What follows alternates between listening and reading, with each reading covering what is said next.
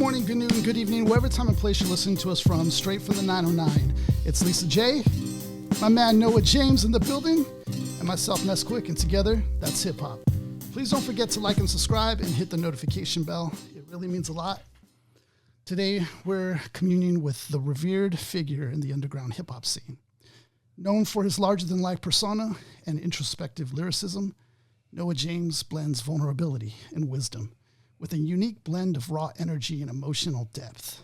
His music often explores themes of self-discovery, resilience, mental health, and spirituality, resonating deeply with fans who seek authenticity in hip-hop.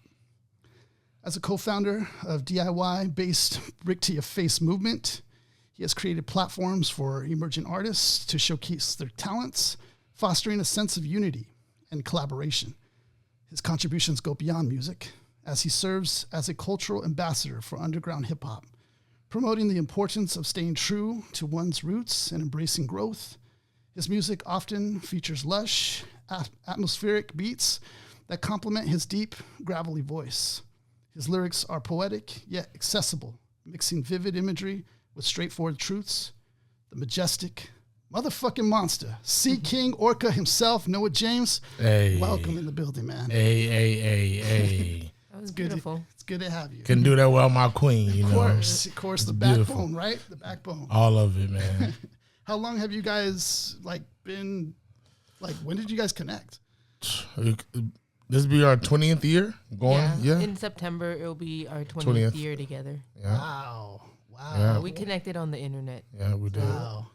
I was in Jackson. Jackson. Yeah, I was in Jacksonville at the time, and she was in Fontana, and my cousin introduced me to AOL. I wasn't an online person at all. I was out chat rooms. Yeah, I was on the chat room. I was running amok. I was a bad kid. Just I had to leave. I was in Jacksonville for a reason. You know what I mean? And I anybody from the IE? And she said, I'm from Fontana. I'm like, oh, all right. I don't want to chat with nobody online that I can't actually meet. Right. That's just dumb. Right. I'm raised by my granny, so my soul was very old at that time.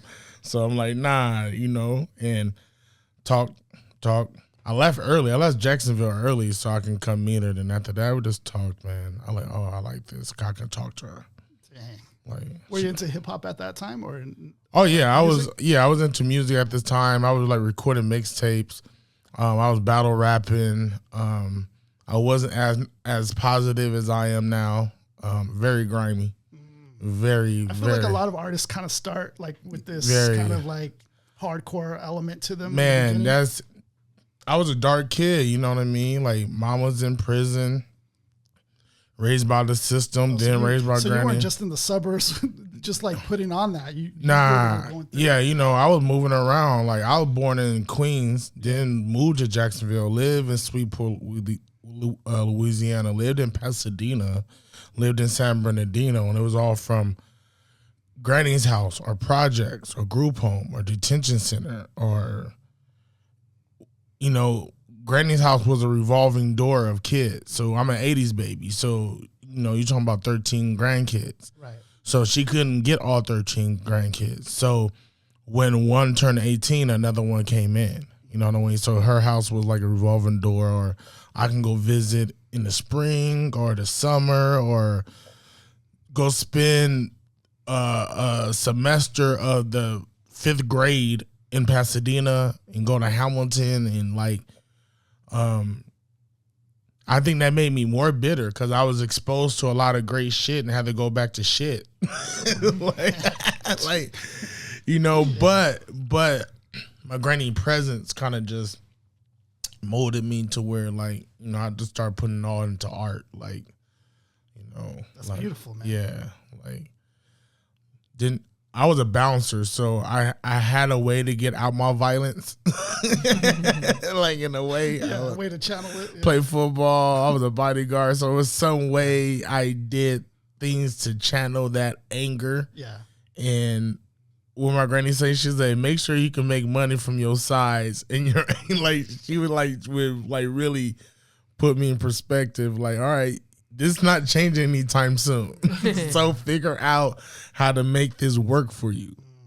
So that's how, like my life been. So like I had all that anger. I rapped about it. I talked about it, like.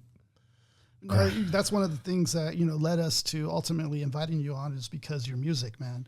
The music, it's just, it's a blend of that realism of stuff that you've been through, but then you're transforming it into something beautiful. Yeah. And I think that's really unique about you because it's very authentic, genuine, that you can see it. Man. You can hear it, that is very genuine. So it's one of the unique and special things I think about you. But even more beyond that, I feel like, you've been just a big figure locally for sure, but like just in hip hop in general, you're the kind of this figure I feel like that I'm seeing from a distance. Never really interacted with you, never saw you guys, but I'm seeing all the things you guys are doing, the presence and how you guys are putting people over, which I thought was huge for a lot of artists. Man, and I'm a Paul Heyman guy, you know what I mean? Like, that's my job too. Like, you're gonna put yourself over no matter what, because that's just who you are, and that's just my mindset. I'm gonna put myself over, my family over, my girl over, my everything over, right? But at the same time, you wanna, like, what's your legacy? You know what I mean? And it's got to be other people. You got to help others. You got to. Like, that's your real calling. After you figure that yourself, then you figure out your real calling. Oh, I have this to do that. Oh God, you good. You made me figure it out. And I'm like, oh, that's good. Like, people like, what makes you happy? I said, that makes me happy. Like, that's dope. Like it's dope that there's kids in Fort Collins like, man, you taught me something. Now we're throwing shows and doing this. I go, oh. Yeah, the impact and inspiration. Man, it's like a high in itself. Man, better than any, I'm getting goosebumps right now. It's better than anything. Like, it's butterflies. It's in love again. It's like what I had with Lisa for 20 years. It just make you feel good. Right. So to get something on top of this connection of me and Lisa, and that's like different, but to have a piece of that in the outside world of people that you really don't know, but you just influence something to make them go, man, I'm going to do this. And they do it, and it worked, and they hit you like, yo. I go, man, like, I love that. That's dope. We appreciate when we tell people stuff, or like if they ask for advice and they put it to work, and then, what I mean? It's like just making them believe in themselves even more. Yeah, that's really all that is. It's beautiful because that's knowledge, right? And say, this is the legacy part. That's my knowledge too. That's me putting in the work and figuring that out and go, yo, try this out. Test this. I see something that I did that might work for you, and test this. I see it. And what we were just talking about this morning, I said, I need to learn how to teach how I do things, because that's my recipe, right? That's my cookbook. Because sometimes I don't know how to teach how I do it. Right. Your technique. So my technique, because my technique is very unorthodox sometimes, and it's tedious. It's like fishing for fun.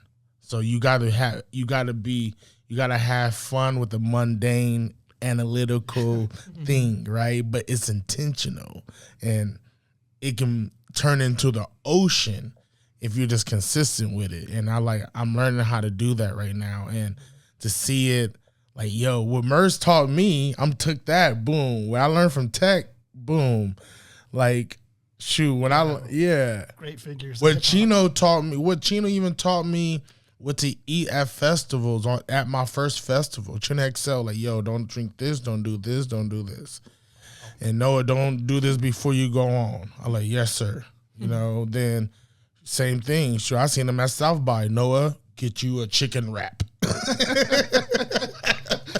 Right? So it's like, just that. You're pre-diabetic, do this. So it's like, that's the legacy. So I love, that's dope, man. Like, that's my OG legacy. I'm gonna tell people about my OG Chino XL helping me while He know that I'm pre-diabetic and I'm losing weight and I'm trying to overcome. So he see me somewhere like, what you eating? What you drinking? You drinking water? Are you walking? Like, yeah. The love, huh? The love. Oh man, that dude, like, he was love, bro.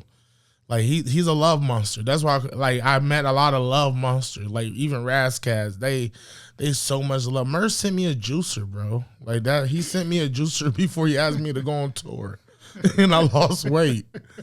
Like people would get mad at that, not me. I know that's love. I know that's love. They showing it to me, and I know that. All right, cool. All right, I'm gonna listen. When you have a big body of work in your music, man, and a lot of it's so dope, dude.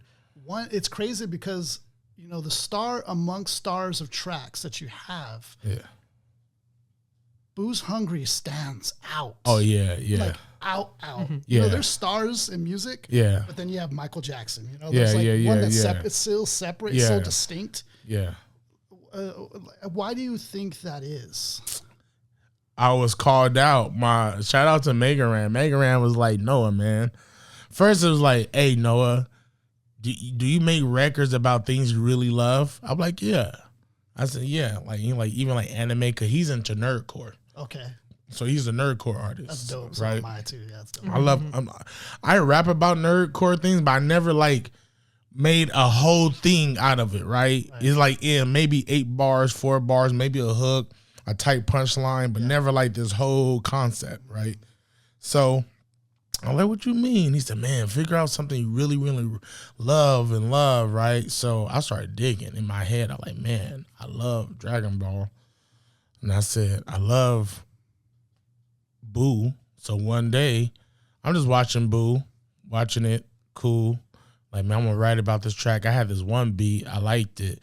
But then Brooks sent me this beat. He said, man, I think we got something, but it depends what you do, right? And I'm like, man, I'm listening to it, and I'm like, what the heck, bro? This record took me it's so simple, but took me a month just to, because now I'm testing myself, a concept, simplicity, right, complexity, personality, tone, dramatics, theatrics. I done plays. Yeah. So now what I'm doing is I'm bringing all my experience into one record, right? And I'm on Absinthe. I'm lit. I'm in the living room while Boo playing with my shirt off. I'm nuts. Lisa had to pour the Absinthe down the toilet. It's a interesting alcohol, very interesting. Yeah, Kyle reading about Edgar Allan Poe, how he would do that, he would with mix champagne. Mix it with champagne. That's how he wrote all his poems and his body of work. I said, I'm about to do that. It's a very different feeling drinking it. Man, I'm playing it. The second verse where you hear my voice crack, that was on accident, and we kept it. Homie said, God dang. It's those little accents, huh, that sometimes just make it. And I'm in the living room, literally in the living room, Boo playing, and my shirt is off. I'm in Dickies and socks. Lisa's on the living room. And the homie we just, I don't know. It was kind of the first time ever I, let all it go. Ooh.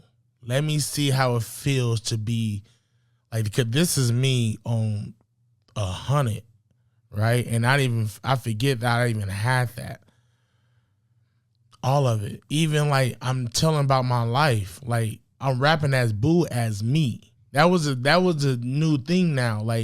I'm rapping as Majin Buu, not as him, but me, and what a Majin is and what that means. That's even deeper to who he is, but even turning my enemies into food, turning my enemies into fuel. I made a quadruple entendre about that song to simplify it, to satisfy my needs. Because I will over rap. I will over rap to explain myself. And so that shows the veteran in you too, because some artists, it takes a while to get to learn that. You learn that at a certain point. Yeah. So that's it, the timing of it then. Then me recording it, I didn't release it for like, how long, Lisa? Maybe like 3 years. Yeah, we were on tour. Yeah, I toured with it. Wow. And then you released it. Then the sister of it is Love Monster. Yeah, I've heard about that. Yeah, those are two babies. Around the same time, right? And it's the same time where I'm finding my tones. Yeah. I'm finding my voice. The beat at the same time. Beat. He said again. I said, all right. Then we start figuring out my growl and my tones and all this. I said, oh, this is my tool. I've been using this wrong.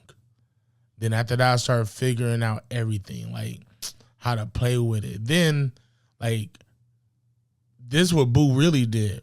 Me performing Boo and it's not being out and learning it, then going to re-record it.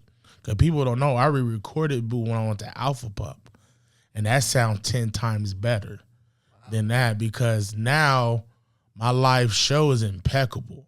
Because now Boo helped me learn this process. I write to the way I perform. So before I write, I see how I will perform it. My breath, my pockets, my steps, how I'm going to move, how I'm going to engage. What space do I want? Because I want people to listen while it's live too. But I want to be live too. I want to be energetic, but how can I do this all at once? Boo helped me with that. Like Boo, then watching like Frank Sinatra, Dean Martin, like old cats, they did it. They already did it. You know, so I said I gotta go even further to kind of figure that out. And the way I wrote Boo too, the way I perform, the performance, I'm jumping. You see it in the feedback, because when I've seen you perform that track, people go crazy. Oh man, it's someone said I want to kick a moose right now. No, he's like, God, he's been performing it for like 10 years. Yeah, and every show people still want it. Like when he doesn't do it, they're like, boo, boo, and it's like, you can't even not give it to them. Yeah, it's like they're booing you to boo. Yeah. Then like the record got so big that the voice actor found me through a hashtag. That's one of the dopest. Shout out to Josh Martin. That's my friend. That's crazy. And I had to tell him, I said, Josh, you know why I like Boo? He said, why? I said, I was in juvenile hall and I was in there for some dumb stuff. And I started watching Dragon Ball Z. I get out of juvenile hall. I'm doing homeschool. I'm doing summer school. That summer, like 6 of my homies getting murdered. Man. Close homies. Wow. And most likely, I would have been with them. Dang. But I stayed home and was watching the Boo Saga on Toonami. And I said, bro, it's different how I think about that now than how Boo healed the kid and start understanding. Actually, some people tell you that you're a bad kid, but you're not. You need to stop listening to people, because that's what Bobbity was doing. Boo is evil. Boo is evil. Boo was a child. So Bobbity's putting on to Boo that. But when Boo came across people that loved him, Boo changed. When Boo healed the blind kid, and the blind kid cried and ran up to Boo, and he was like, Boo, you healed me. He said, Boo, like, you're not scared? And the kid said, no, you healed me. I love you, Boo. His mind said, oh, I can be loved. And people forget that part about Boo. Then here come Hercule, here come the dog, here come people in his life shedding him with love. And now Boo is like one of the revered characters, you know, because now you know what they call him? He's Innocent Boo. That's his character name, Innocent Boo. But while everyone thought he was this evil character, I picked it up, but I'm going through it. I'm going through that at that time. And I said, Josh, you don't understand. Like, you're my best friend, don't even know it. Now you're rapping as Majin Buu on my record. So crazy. Oh man, God is beautiful, bro. So crazy. God is beautiful. You know, that's my reward. I got what I got what I gave without even asking for it. I in my wildest dreams, I would ever on my list on my list, it would be like, oh man, I'd love to get the voice actor Majin Buu to rap as Majin Buu. And I thought that probably cost me like $100,000. Yeah, or even finding him, you know. But even he's in a Beastie Boys cover band. Really? Yeah, so like, you know, even that happening, him being able to rap. Because he wrote the verse himself and everything. He wrote it himself. He probably helped him with that. He recorded it and he just sent it. Like, the thing is, he found me. Yeah. Okay. He found me through a hashtag, Boo's Hungry. I've been, bro, it probably got 50,000 hashtags. Right. Yeah, of course. I was smart about it. Like, oh, nerdcore this. Someone got to love this. This is, so he found me. He's a rapper and he just wanted to know, is this a good verse? That's all it was. Because he loved the way I rap and loved my music. I was like, dang. And the song, I think, was maybe out already for like 8 years. Yeah. Until he was found. You know what I mean? Yeah. It'll keep on every year. Some way it spikes up. It go viral somewhere. Someone grab it. Like, I got a song about Broly's. You know what I mean? Same thing. But, nah, that's crazy. Boo's Hungry is... It's special. It's special because it was a time in my life where I'm finding, like, myself as an artist, and all the insecurities I have as an artist left. I don't even have them no more. Because how many albums did you have before Boo's Hungry? You had quite a bit before that too, huh? I would say you had quite a bit before that. Let me see. The Adventures of Young Orca. Yeah. That went on. Yeah. So that's the last, right? But then after that, you got Cherry Yellow. You got I think Boo's Hungry is probably like you did a good amount of music to find yourself or find something and then build on because the Adventures of Young Orca are the Intelligent Elegant Elephant. These albums was me finding my softer tones, and Lisa be in a studio like, I need you to tone that down. If you rapping for girls, tone that down. So it's like I have accountability now, and I'm loving criticism. Mm-hmm. Tell me, especially if you're coming with love. Mm-hmm. You know what I mean? Like a coach. Hey, I know you can do it better. If you do that, you got me. I'm hooked. Like, so I'm coming across all of that energy around that time. So I think that's why Boo was like, it soaked up all that goodness of let me try all of this, what I'm learning right now. And I think after that, it was these techniques. Really finding my techniques. You know, one of the other things I think that you really just knocked it out of the park on is I think it was like a battle on TV. It was like a competition. Oh, yeah, that was crazy. And there was some lines that you said on that competition battle. I think you said you were throwing punchlines that were hidden already. And then you led up to this part where you said, it looks like you might be like a dude that listens to Drake on your stomach. Oh, yeah, that was bad. Dude. That was bad. Straight up just dismantled the whole competition. You know what's crazy? I'm glad that it was called The Wave, and it was like the Rhythm and Flow show. So it was an app. So it was an app that like they wanted people to artists to upload music on. So they had artists like, you know, and it was going. And then on the app they had this show. So I see. So the rap competition, just like Rhythm and Flow, it was on this app. So like weekly they would drop episodes, and you know, they filmed for like a whole week, and then it was just like every day was a different competition. It was beautiful. Just like the Rhythm and Flow, How did you end up getting into that? Because it was pretty. I mean, Dumbfounder was on that. I think, Satire. My brother Sat said, "Yo, it's a show. It's a show, man." I think they were looking for artists. Artists, you know. Emailed a bunch of artists and whoever was down. Yeah. And then whoever's down, I'm like, I'm with it. Oh, is this and this and this? I'm like, oh, I'm with it. And they paying, I'm with it. Let's go. A competition, let's go.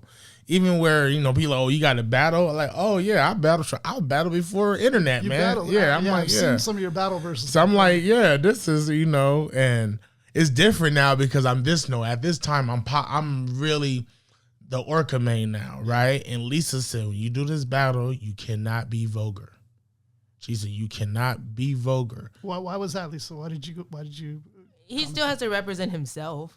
You know what I mean? So it's like you don't have to be all crazy, vulgar, or rude to still get a point across and to battle. Yeah, she said make fun of them. Because battling, it's easy. I think. Yeah. Cause I will go. I'm Haitian. I'm gonna go sick. I'm gonna go very sick. I'm gonna go. She knows that. You don't want to fuck around. That's right. Then she was like, she's like, and she's like, you black, you big. This might go on TV. You don't want to look like a.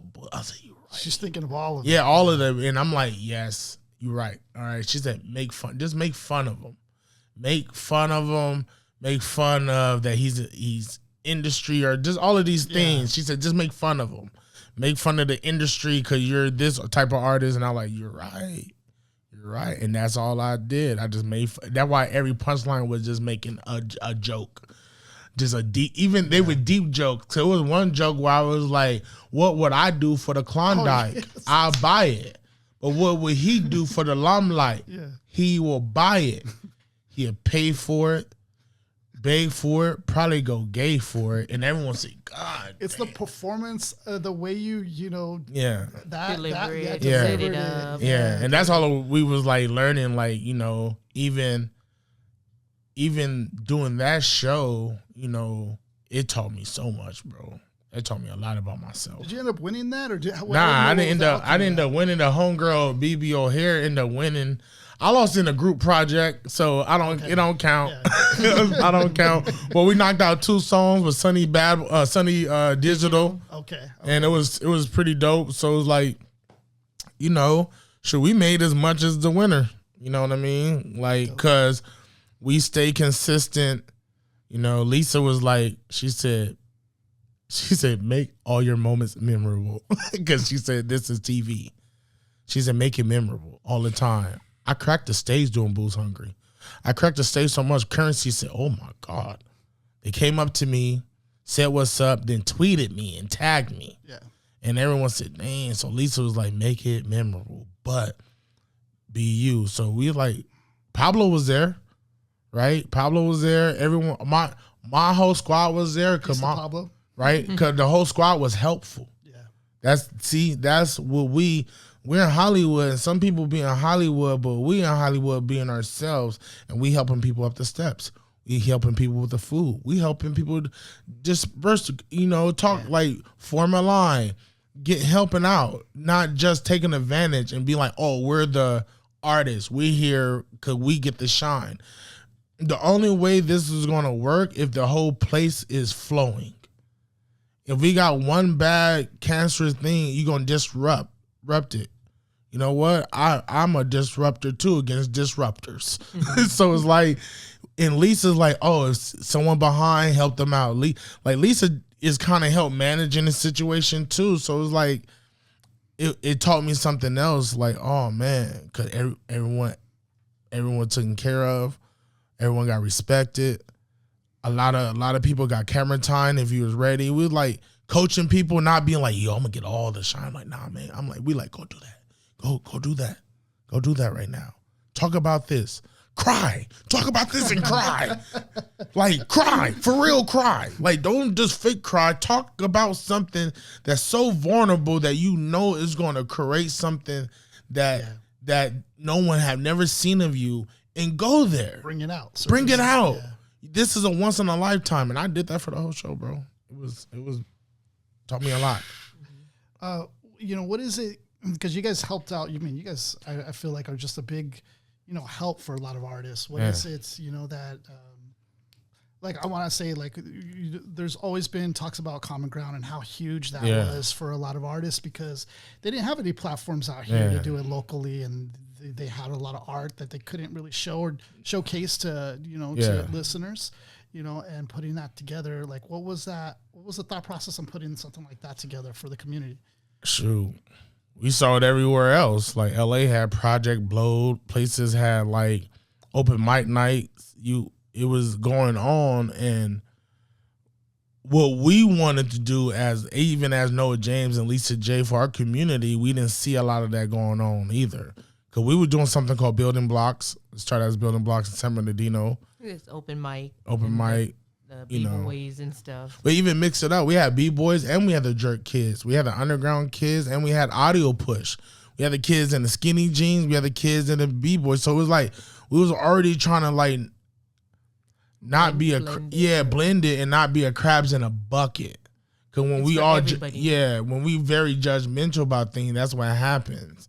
We become crabs in a bucket, and we don't even know we just did that, right? So common ground. We all have this common ground to make music, express yourself, make a living off of it, help the culture. But somewhere we all have this common ground to where I have C4 performing, then I have Radio Bass debut and Bless the Bottle. You know what I mean?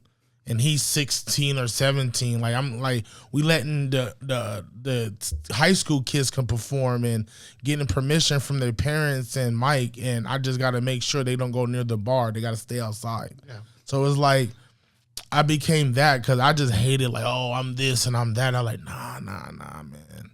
Listen, we rock and roll, baby. It's one thing, one roof. We all human. All different. You Dino, you hood, you gangster, you gang bang. That's your story. You do it better.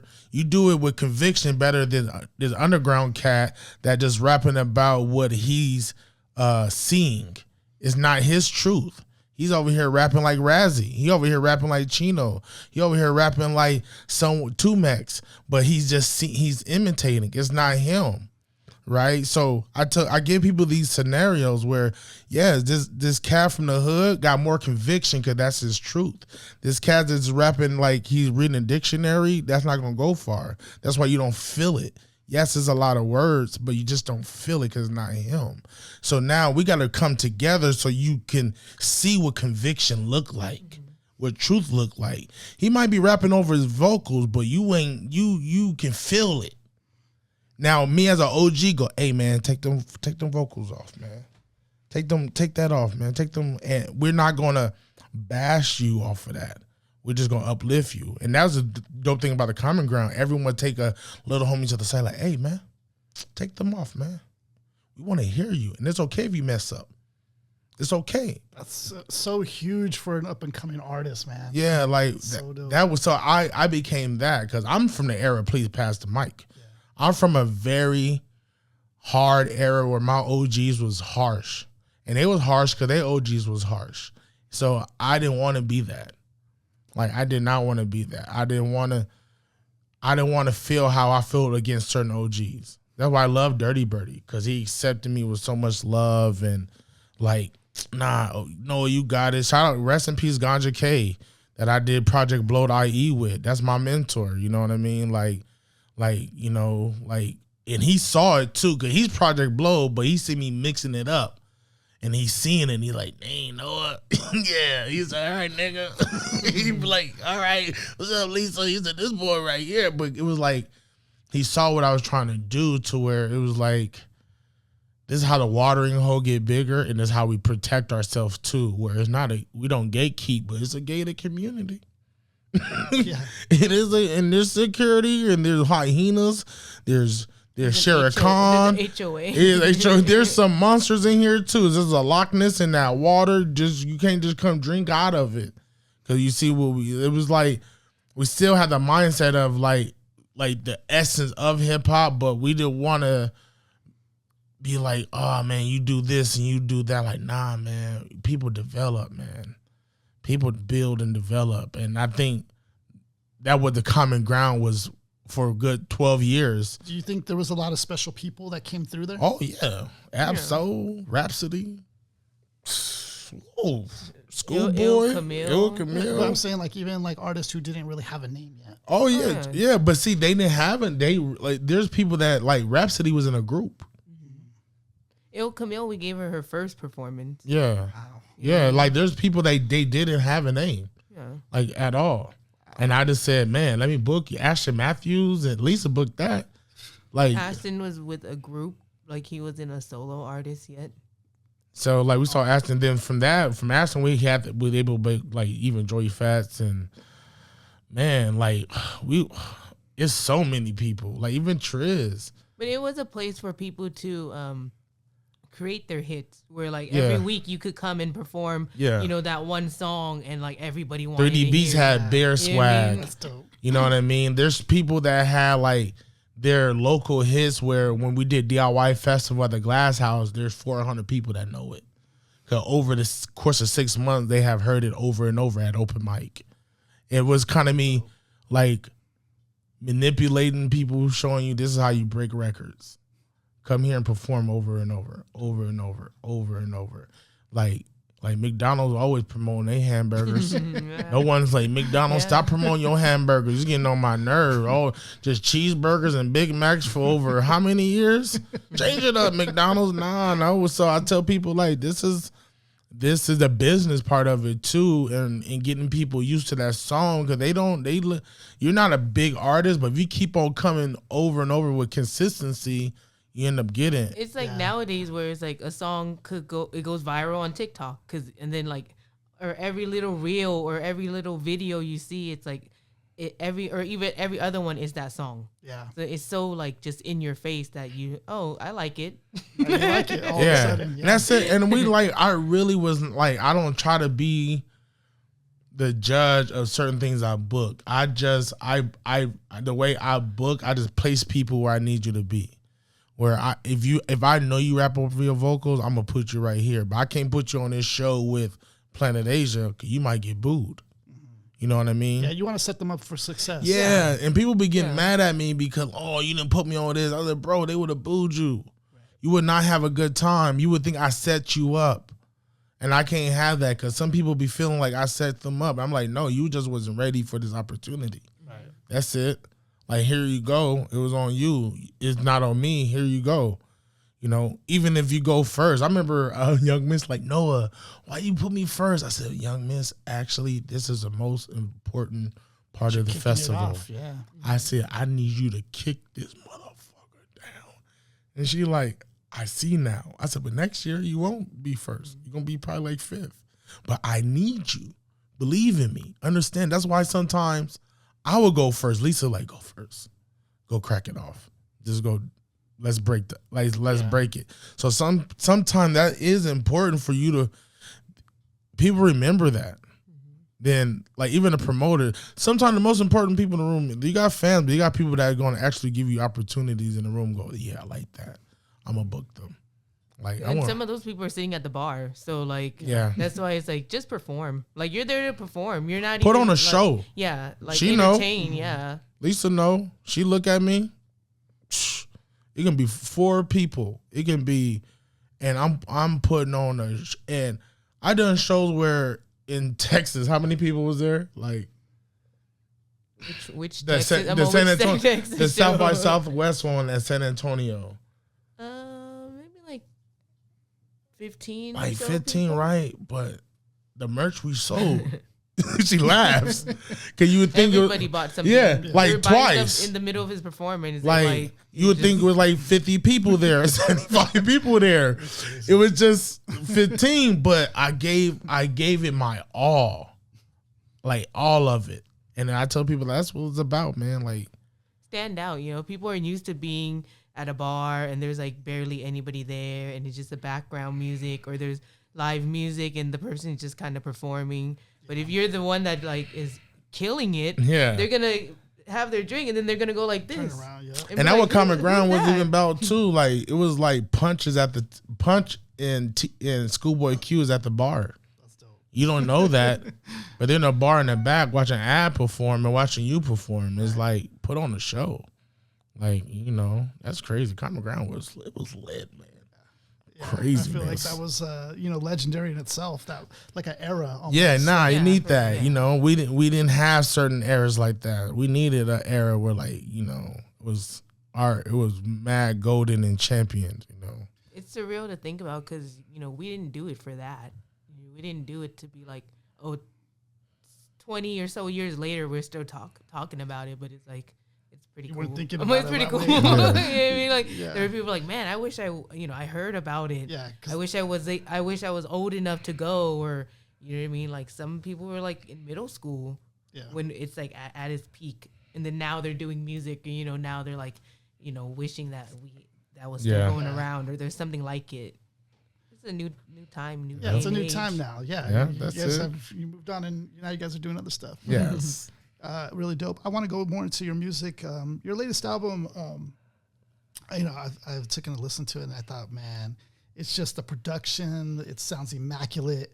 And, then your flow is just crazy. It's dope. Like, I want to give you like high praise on that. It's cinematic. It's heavenly, yet devilish. Oh yeah. It's dope. It's a dope blend of all of it. What was the inspiration behind this album in King Orca? Man, in King Orca, it was, so I have this trilogy. I have Sea King, King Kaiju, King Orca.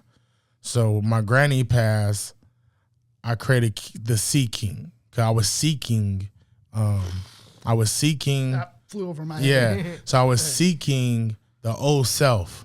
That's why I'm in the water. I'm seeking the old self, and I realize he don't exist no more. So now I'm seeking for the new me. Right. So in that project, you get all the different records, love records, heavy records. I got Bird of Paradise, where people don't realize I'm crying at the end. Oh, shit. Right. I'm crying at the end. Then a growl happens and they go, he's here. So now this is in the water is King Kaiju. It's King Orca. Right. Yeah. So the next album is King Kaiju. He raises out of the water and is the big Kaiju. Right, that's King Kaiju. I'm here to destroy now. Granny not here. I need to destroy some stuff. But what I learned about Godzilla and Kaiju is their blood replenishes the earth. It cleans the earth. It brings back like if you watch Godzilla and it's part 2, it's like, oh, these animals are back. The rainforest is, the pollution is down. The ocean is clean. His destruction, his blood is like, it's kind of like the Hulk. And when he went to Planet Hulk, his blood heals the planet. So when I learned that about Kaiju, I'm writing King Kaiju. Shout out to Badaru and Polyrock. Big, heavy production. Yeah, production sounds great. You know what I Mm-hmm. mean? Big, a lot of different features, different. But it was like me in these different pockets. And, it's stories, and it's some crazy stories in that King Kaiju album. So now I'm destroying everything. King Orca, I'm at peace. I have my kingdom. I know who I am. I'm a warrior. I am at the same time a hero. At the same time, I've been a villain. So I'm finding my kingdom. And that's the cover with the castle, the King Orca island. But if you look at the bottom, you see the shadow of King Kaiju, right?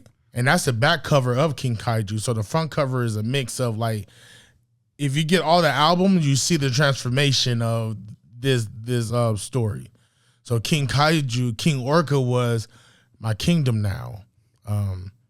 I found love. I'm more in love. I'm building now. I'm not afraid of my darkness. I'm not afraid of my love. I got friendships.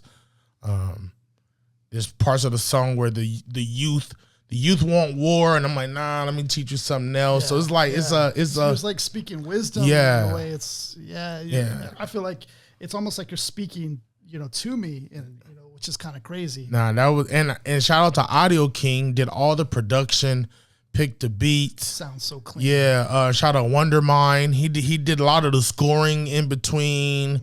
Shout out to Mousy, who did the voice acting for all the skits. Damn. You know what I mean? I wrote out all the skits, and shout out to Lisa, like, rap at this tone, do this tone, do this. It was like, it's the Voltron. It's a lot of working parts that help create this project, and I wrote it all at Disneyland on shrooms. Yep. Like all the Under Pressure, I wrote it at Galaxy's Edge. That's why I got the Star Wars bars in there.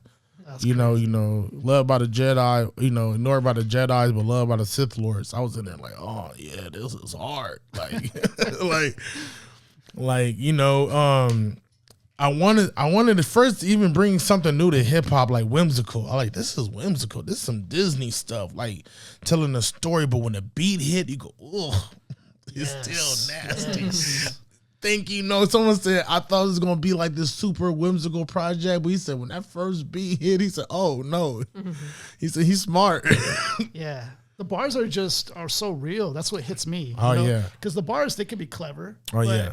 if they're real and clever. Oh yeah, that's my. I like clever, like fly shit on top of like what Hit Boy say. He said, "Man, I just like the way you place your bars. You know, I have a bar. I said, even the wicked are looking after me." He said that means so many things. I said, but sometimes we got like uncles as gangbangers that love us, right? Hate everyone else. There's people like it's so many ways to look at that. There's people in our life actually are not good people to other people, right, but to us, ooh, they love us. That's crazy. Yeah, that's crazy to think about it. You know, even the wicked are looking after me. He said, man, but like to think about it, you know, like I like to keep it witty, but me. Like that's the whole. It has to be me. That's why you get anime bars, wrestling bars, Star Wars bars. Like you gonna get that. You gonna be talking about me being dairy free and how that helped me on certain records. Like you gonna give me that's. I tell cats rap on anything, but when it comes to lyrical, your lyrics and who you are, don't change that for nobody. Please don't. That's your truth.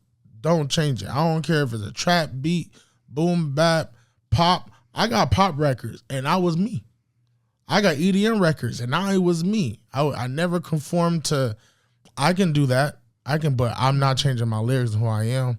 I'm not gonna, I ain't putting down nobody. I ain't pulling no guns on nobody. I ain't selling no drugs to nobody. I'm gonna do the drugs. But like it's you still keep your message. Yeah, I keep my message because this is my message and my truth. This is my track record also to who I am, and it's my Rosetta Stone also to where someone who's over there in EDM hears me and go, man, I like that, and then go hear my other music like, oh, it's like this is who he is. He didn't just come over here and just make this. That's dope. Yeah, I like when people come over like, oh man, I heard that this record, this juke record, and I love your message. Like that's King Orca. That's what I wanted. Like some of it sound mainstream, some of them sound like West Coast and all of that, but it's like it's my message. Like it's, I love it. My favorite project, man. We hit number two on iTunes. Yeah, charts. And you even have you have like a kind of like to your discography kind of classic, like a hype track too in Hyperion. Oh yeah. So you still have that element in there still. I have to. That's me. It's you gotta have that. Like it's so perfect to the because when you're listening through the album, like it comes at a dope moment when it's like, yeah, let's go hard right now. Yeah. Let's turn up. It's war, man. Yeah, sick. I like the Chavez over there, they're going to war. Like I told this epic, like that's all I wanted to tell, this epic story of King Orca and his love and the people he's building with. Like even everyone who's on the project, I wrote them in the story. Yeah. So to make it very cohesive. Because usually I don't do something like this. It's like a very, very cohesive project. Yeah. That's interesting. It brings up a question I had with the whole Orca thing. Like what led you into like going into that? Because I thought it was a dope, I guess, I don't know if it's a metaphor. I don't know. But like what led you into going into that? Balance, man. Duality. It's kind of like around Booze Hungry. I'm finding now that like it's, to get rid of my darkness, I gotta embrace it. You know what I mean? I gotta understand this is mine. And at one point in time, it kept me warm. It kept me this. I have to hug it. I gotta embrace it. But I have to figure out how to channel it away to where it's productive. Right? So that's why I just started learning. Like my aggressive song, that is a piece of my darkness coming out, and I channel it. But instead of me going hate, I go keep that shitty energy to yourself. You know what I mean? I'm a love monster. I'm the light. I'm the darkness. Walking through hatred. First, dude. Walking through hatred, enemy, dangerous. Mothers. That's so the Orca just became duality. Cause like, even though like the intelligent, elegant elephant, I'm describing animals that usually they are the cutest, fluffy. Oh, you love them, you want to hug them, you want to swim with them, but don't know they are the most dangerous animals on this planet. Yeah, that's interesting. Hippopotamus, orcas, elephants. They actually, some of them are murderers. They remember.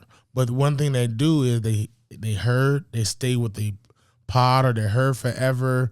Like, it's this discipline and loyalty of them. So I just took the characteristics of this. I identify with the orca and the elephants, you know, from being with the pod or being with my queen and having loyalty and gaining my discipline and understanding I have to teach other orcas how to hunt and gather. At the same time, I got to teach myself. And my wise chief granny, she give me lessons and I give my lessons and I give it to the world. Now my granny is, you know, I tell her I'm her greatest disciple. I said, yeah, I'm your greatest disciple. Yeah, I tell her that's my legacy, granny, is I just like how the Bible is, I take your wisdom, I give it. Like, go you celebrate it, not you tolerate it, that's granny. A lot of bars are my granny words. So it's like that's everything now. So like, man, it's rest in peace, granny. It's really dope because it kind of reminds me of the great Kobe Bryant, man. I love Kobe Bryant. Yeah, so rest much. in peace, man. Rest in peace. But you know, he would go so far in his game to like look at creatures and their instincts. Yes. The Mamba mentality, and he would adapt that into his game. And it's similarly to you. You see something in these mammals and creatures that you adapt it to your game, and it's crazy. Spiritual, man. It's all spiritual. Even like the sometimes they know a back way into the underworld through the Gulf of Mexico, or you know, South America figured them out and found them and saw they kill whales and became killer of whales, and you figure out they're actually dolphins. You know, they're not even whales; they're just very huge dolphins. That's why they're so smart. You know. Then I started going, wow. Just watched Free Willy for the first time, like 2-3 years ago. And I was like, oh, he's an orphan. I'm an orphan. Wow. A native man taught him about orcas and stuff like that. Native people. That's right. Yeah. I started breaking it down. I said, this is my story. That's crazy. Yeah. So I was like, wow. It just, if I wasn't rapping, I'd be a zoologist. Listen, look, everyone laugh because I used to go intern like at San Diego Zoo. Yeah. I used to get these background passes. I have seen animals. I've seen a lot of animals get birth. Like, I feel like that would I would have been doing. I'll work at some place where I'm working with animals, and it's kind of like I see animals get treated bad and they're defenseless, right? So my goal is, like, say you bother the orangutans, and I know you bother the orangutans, and you know that, well, I'm going to go snatch you up. I'm going to beat your ass in front of the orangutans. So the orangutans know. Orangutans be like, he got us. Yeah. He's preaching right now. Nah, cause they got to see that. They got to see, like, this person is bothering me and teasing me, and I'm already in here. Okay. So I need to feel like someone's going to protect me. And I had people in my life that did that. My granny made me feel like you can't just bother me. You know what? When I went to group homes and someone was touching a little girl, I am telling. And I would tell them, I am telling. And they never met a kid that would tell them, I am telling. I was that kid. When I seen adults do bad stuff, Willie Dale, Granny, they doing this. Granny called a social worker. Real fast. Real quick. Get proof. I'm like, all right. Like, so it's like, if I work in a zoo, same thing, but I'm going to give you 1-2 biscuit in front of orangutans. So orangutan go like, that keeper got me. Yeah. They'll be like, that's super dope. That's my goal. I want to take it back to your discography. Man. There was a dope verse I heard, and I don't know if it was a freestyle or what, but it was in one of your EPs. It was in Blanca mode. Yeah. Oh, I heard that's that. just been listening to your old music. Listening to my old music. I'm listening to your old music. Oh man. I saw there was a skit. It was I think it's called Noah's Lesson. I don't know if you remember that. It was like a freestyle. Refresh his memory. It was a freestyle, sort of like. Was it acapella? I think it was on Untamed TV too. Oh yeah. Untamed TV. Shout out to Untamed parking lot sessions. It was so fire, man. It's just you raw out there, just spitting. Like, and that's what the parking lot sessions was. Untamed would just like call people and be like, "Oh, we over here. Come spit a verse," and then at midnight. You just get up. It middle would of the normally night. be after the club. Like they'd be at the club, and then like after when the club kind of let out, or everybody's kind of just done with the night, then they'll be in the parking lot, and he's like, "Yeah, we over here. Come spit." And then it was a thing for a while, like in different places. And I think we actually did an event too of like an actual session. And like planned something, but it was a thing that was like Shout going on in the It was like, Noah, they hear Noah, come to In Cahoots Riverside, come to Carlos O'Brien's, come to Scores, come to Scribbles, come to Euphoria, like we're rapping. Like I was like word, but it was like, so they would like call all MCs and would come down. Yeah, MySpace. You would get a MySpace. And Untamed said, if you was special, you get a call. It was really like, I think J Rock just performed that in Cahoots Riverside, and the cypher broke out. It was a big, man, it was like 20 of us. I'm like, oh my God. But it was like, I'm young. I'm like, Was this before Common Ground? It's before Common Ground. It's way before. This is a little before even building blocks. Yeah, this is still like I'm raw. I'm battling. I think we're just meeting everybody meeting people that's doing. Yeah, but I was rapping. People like, man, your voice. I'm like, but even back in the day, there was a lot more venues in the IE. Yeah, so way that's more. Why it was like not every night, but it was consistent enough that was like you said, from this venue to that venue, and like. This night they're over here, that night they're Carousel over there. Mall, the Waterman, like everyone would pop up, like a house party and MySpace days. Someone might got a bulletin like, "Oh, Untamed gonna be here," and people pop up. And sometimes your verse didn't make it because it wasn't hot. Yeah, that was real. I'm from that era. If it wasn't hot, you didn't make it. You're not seeing the light. Hey, not a lot of my verses. Uncut. Hey, I have been cut plenty of times. That's why I don't get mad at it. Just come better next time. With your style and your flow and everything, how do you think you being in the inland has shaped that for you in your style and your approach when writing and delivering? Man, I don't feel pressure, like to fit any mold. Like I feel like IE's like like New York Barrel a little bit. You know what I mean? It's just so many different flavors. So many. You got Merino Valley that remind me of like Harlem, flashy, rappy, but they rap. Same thing with certain parts of Dino. But then you get Dino with like Cam Gnarly, where it's positive, but then you get Cam Archer, where he's like a rap. Like he be on Sway and Bootleg. He just got #1 on Bootleg Kev for the best freestyle. That's dope. You know what I mean? So it's so many different. We got bands out here. The band's cracking out here. You know what I mean? People forget. I've been around so many times where I'm like Kevin and his band. Brain Story. But even like we got like, then we have a beat scene too. So it's like, man, it was so much going on. There's a punk scene. I think because of me, I was so into all these different scenes. It just was easy for me to express myself because I wasn't influenced like around my surroundings. I'm gonna make a West Coast record. I'm gonna make a boom bap record. You're gonna give Cali vibe, but it's me.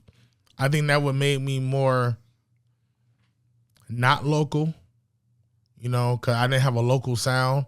I didn't have this. So when I went on tour and all of that, like Missoula, Montana, they love me. In the most weirdest places, most different, like, man, cracking way more than I am in IE. So I think it made me better. Like, it made me expand my mind on everything. Like, different techniques, different rap, different beats, different pockets, different tones, you know, like. I think you can just create. Yeah, because there's no pressure. Yeah, because if you in New York, you have to. Yeah, in New York, you're gonna rap like this. If you deep in LA, you're gonna rap like this. Yeah. If you in the South, you're gonna rap like this. Right. You know what I mean? You're like, if you're in Central Cali, you see, I've been in Central Cali a lot. They're kind of like IE. You get different all types of artists. You get a mix. Chorus from Bakersfield. People forget, like, you know. So it's like you get different. If you start going to the Bay, they're gonna rap a certain way. Yeah. So like, and it's dope too. Like, you know, you have the regional sound, you know. But then again, I told Kaz, like, I'm able to have like release parties in different places because my sound is universal in a way where it's my lyrics, but I just like certain type of beats. I'm really good at picking beats. I like beats that speak to me, make you feel good, probably make you move, but the message is gonna be lit and uplifting, and that's what I kind of like. I can get a very ominous, dark beat and turn it into a beautiful story. I really be on some Walt Disney stuff sometimes, you know. So that's my thing too, to where I don't know, Lisa, like, you don't like stuff regular. She like, you don't do stuff you wouldn't, you know, you pick. From the beginning, it's never been just like 16 bar, 18 bar, 16, you know what I mean? Like, or whatnot. So it's like, or even his flow always abstract, and you know, to where now he's trying to do quote unquote regular structure. You know what I mean? Type of thing. Even, but still, of course, him. Yeah. Like, even low tone. Like, I just did a whole song, and its tone. On my birthday, I did a song at the studio right before the show started, and it was like, I was so inspired. I said, let me go on and record it. I recorded. I like my tone, but I think it's not the tone I needed. I go run and get Lisa. Lisa like, no, bring this down, and she explained it. She like, I need this. I need that high energy in this tone. I need you to feel secure and confident in this tone as you feel secure and confident in this tone, right? And because I'm rapping about even Harry Potter stuff in my way, right? So it's like how to stay in this tone and stay right here to where now I find beauty and simplicity. That's like my goal now, is kind of find it. Now I'm getting older now. You know, my fans are getting older. I think in the beginning, as a rapper, you're trying to rap. You know what I mean? You're trying to like prove showcase yourself yeah. as like, oh, I got the bars, and I could have an abstract flow, and I could do all these, you know, these creative things. And then, you know, when you feed enough of that into your ego, then you're like, I want to start making something that it's not universal, but it's like universal. You know what I mean? I'm gonna test myself in making the hit. You know what I mean? Like, I got the bars, I could do the styles and everything, but let me do this, or even let me do this in my own way and make the hit my own way. Yeah. No, she's right. It's kind of like even a boom bap record. Like, how can I make these boom bap records as obsessive as Boo's Hungry? How can I make that? And its tone, its lyrics. I saw the one you did with Curtis King. I think you guys did it on the spot. Oh, yeah. He was making the beat on the spot. Yeah. You wrote the lyrics on the spot. Fire. Yeah. Like, it was like a 5-hour long video. Nah, I got it. His live stream. Yeah, I love the live stream. I love creating. So it's like, it's now doing it for so long, I kind of find my style, my pocket, everything, my flow, my intentions, how I want people to feel when they hear it. Like, now that's I think about too. Like, man, when I say this, I need to say it like this. I need to feel this. Or it's so much of science now, but it's all feeling. You got to feel it. Like, it's crazy. I want to talk about some more of your other music and your discography. I don't know which way I want to go. I want to talk about maybe just your partnership or collaborations that you've done with Cam Gnarly. Yeah. I had him on here, and special. Like, I've heard his voice and what he does and the music, and I told him, man, that flow you got is special. It's unique. It's dope. It's dope. It's one of the dopest, pieces of music I've heard out here. So, just your thoughts, about Cam Gnarly, and did you guys go to school together? You guys I went to Cone. Okay. Yeah, I went to Cone. Yeah, I've been knowing him since he was like in 9th grade. Yeah. So I've been knowing him. He played football with my little brother. Yeah, so I've been knowing Cam since long time. That's my little brother. Did that track, I don't know, I forget what the title is, but Don't Let Your Dreams Be Dreams. Gnarly Orca. Gnarly Orca, did the EP Gnarly Orca. Yeah. We signed to Alpha Pup, and I'm like, yo, let's knock a project out, have some fun. And I'm all about like collaborating, especially when like, it's the time, this is perfect timing right now. You know what I mean? So it's like, see my brother move, man. His music changed too. He used to be Krilly fam. He used to be, Kid Cam out here, the Krilly fam, like finding his way, finding his tone, finding his voice, finding his lyrics, to see it happen. I'm like, dang, that's how you do it. And he just been consistent. Really consistent and not scared to change. Like that's people be so scared to evolve, they will stay the same for a long time and change when it's too late. You know what I mean? So I see my brother evolving, like knowing, it's time to evolve, it's time to evolve. Oh, this is mine. Stay here. Perfect this, master this. You know what I mean? And how he's even doing it with San Bernardino, a place that don't necessarily shine light on positivity and love and acceptance and vulnerability. He's doing it on a magnificent, big way where San Bernardino gonna have a renaissance now. This is hip hop right here also from this place. On top of everything else. Out of y'all, San Bernardino can be on the number one worst city, but this is coming out of San Bernardino. So that's actually not what these numbers showing is not what's actually coming out. It's people that's thriving and trying to make it better. And my bro's really a part of that.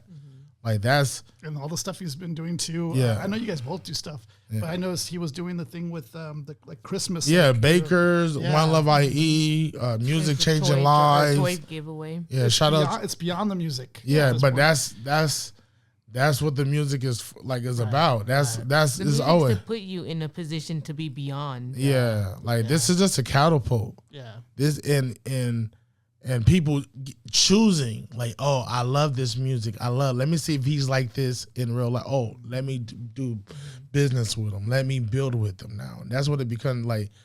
In some places, your music is your business card as an artist. You know what I mean? Because they go, especially nowadays. It's your business card. So it's like people go check it out and say they want to do business or want you part of the nonprofit and all of that. People take a look. Do colleges? Do I want to book this person for my college? And your music is the catapult for that. You know what I mean? So his music is showcasing this is what I want about. Especially with Dino USA. You know what I mean? Because he got honored with citizenship of the year. Yeah, that was dope. But I tell artists there's people are afraid to represent the Inland Empire in any way. And I'm like,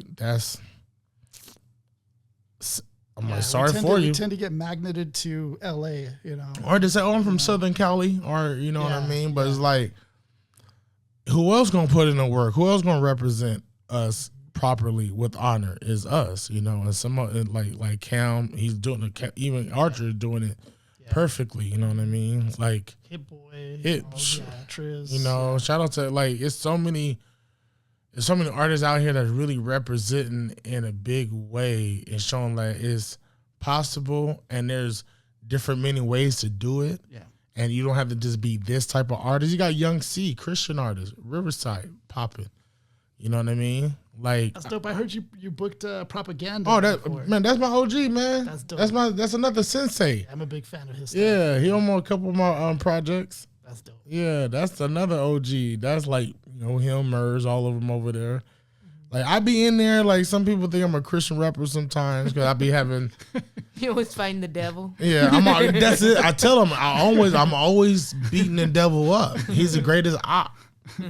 I'm a whoop him every time. I feel like that's the only person I should be whooping. Everyone else is human, got mistakes. You know, if you're a pedophile, you're gonna get whooped. You know, you're an abuser, you're gonna get whooped. But the devil get whooped too. So it's like. My homie like, yo, it's already like I had a line like I'm Peter at the Last Supper.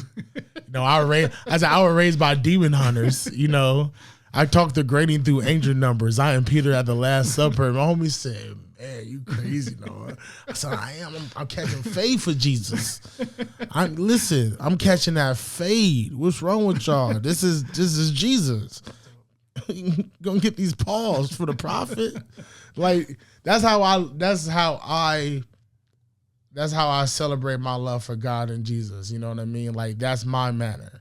And my grandma like, why you do that? I said, 'cause I think if it's authentically me, how I can talk and pray and have a connection in some sort of way is I look at that through the stories. Oh, yeah, I'm Peter. Yeah, I'm catching that. Hey, yeah. Yeah, because I think he was the one that struck with the sword first. Yeah, he fighting. She used to love. She's like, you love him. I said, yeah, because someone had to defend him. Yeah, or he stepped onto the water first too. Yeah, the first one to step out on the water. Gee, let me check this out. I got you. Like I have faith in you that I'm gonna fight for you, and that's how I feel like my granny was like that. And I love people like that. Sometimes it's like everyone can't be the same. Sometimes you can't even turn a cheek, my G. That's a demon. That's a devil. You're going to have to protect some sort of way. Now, you don't have to be heinous about it. You don't have, your intentions isn't ill, but it's like sometimes you have to have that fire too. You know what I mean? It is necessary in this realm. You know, so I talk with that growl a bit with the most love. Like, you know, rock rollers do growl. They go, but they hear that's love too. So it's like, that's why I like the orca. They always smiling. We all know what it is though. You know, they love you and want to eat you. You don't know. Yeah, that's true. Super dope. I wanted to ask you also in regards to, there was a track I just wanted to give you some praise on, kind of back to the album Beautiful Darkness. Ooh. Man, such a dope album. I listened to it even up to today, and I'm like, it sounds like you just made it like recent. Like it's I don't know if that's a compliment. I mean it in the way of like lyrically, like yeah. You know what I mean? Yeah. It's so still like to this day dope an album. Like you know, it doesn't feel like old. Nah, I don't. I listen to it. Okay, yeah. I go back and listen to it. Yeah, because it's been popping up on your top songs, and we're like, let's go, listen revisit to it. Yeah. It's like, oh damn, this is good. There's a track out of there I want to just highlight that I really liked a lot. My Bar's My Life. Ooh. That track was so dope, man. I think the horns did it for me, along with your lyricism and just, dude, it's just real, man. Yeah. It's like you're just kicking real shit, and that alone was like, yo, man, you were doing it so far back already. Yeah. I don't know, like on this track, what the motivation was. Can you talk a little bit about your motivations on that track? Do you remember? So I think I'm on that one too. Yeah. Yeah, dang, yeah. Yeah. I just remember like it was like, so I think you talk about your family. yeah, and my mama, like, yeah, stuff like that. yeah, raised like And this was your first like album. Yeah, like, it was. Yeah. You know So what it was I mean? kind of like it was my debut. Mm-hmm. Like we pressing up over 2,000 CDs, With Ab Black Souls Cloud. on it with Black Cloud. So you guys are doing it. Yeah, we're gonna put it in stores. We had it in Best Buy. We had it in the Waterman. So this is like 2011. Wow. I'm campaigning for Pay Dues. Wow. Yeah, this is first time me like touring This too. is legwork right Yeah, here. yeah. I'm learning how to tour on my own around this time too. Like we're going to Vegas. We're putting posters up of me campaigning on Pay Dues in different states. So we're in Arizona, yeah, and Vegas already. Yeah, so it was kind of like me like figuring that out. I'm on that grind mode as an artist. I found my art. I love it. I'm investing, and I think I went to like the industry route of I need to tell my story of this album, my life, how I grew up. Like, I got a song on there called Therapy Session. And it's like that one, I highlighted that one as well. Yeah. That was another dope one. Yeah, you know, you're like talking with the therapist and like what's wrong, and then like you're able to like go into like your mind and what's your thoughts, and the devil like, on your shoulder. Yeah, like, yeah, that was a crazy track. Yeah, Lisa's she's a therapist on that. Oh, are you the therapist? Yeah. You hear all the vocals on that? That's all Lisa. That's dope. She used to record me back in the day. She used to like really be a part of it all the way. Like it was, but and Blanca Mode is the one I recorded. Oh really? Yeah. Yeah, on Pro Tools. Wow. Yeah. Oh, but yeah, my bars, man. Yeah, life, man. That whole album was just life, and I just got diabetes too. Oh wow. Yeah, I just got diabetes. Fell into diabetic coma. Like, yeah, man, it was life hitting. Yeah, very hard, and that I think the Horns wanted me to be like it's. I was like, I just in my head, I remember just going on Horn. I was like, man, I want to tell my story, but make it uplifting. Yeah, I was gonna say like bright. Yeah, make it bright, because this is what the Beautiful Darkness was about too. I had all this darkness, but I didn't want it. I did not want it. I wanted to be beautiful inside. I want to get all this muck out. So this album, me getting all this muck out, getting all like disrespectful, all like getting all this muck out, like and me being vulnerable about my diabetes, or the first track, like He's Coming, like it's dope intro. Oh my God, was Jigsaw in there talking? Like, yeah. Hello, Noah. Like yo. Yeah, always been about my theatrics, man. I was in plays. Cam Gnarly was in plays too. Like we all, like, I don't know, just act like performing. Yeah, that's all it is. Really, just perform. We love performing, and figuring out how to bring that into all of this. You know, but damn, my bars, my life. Shout out to Tomorrow yesterday. Yeah.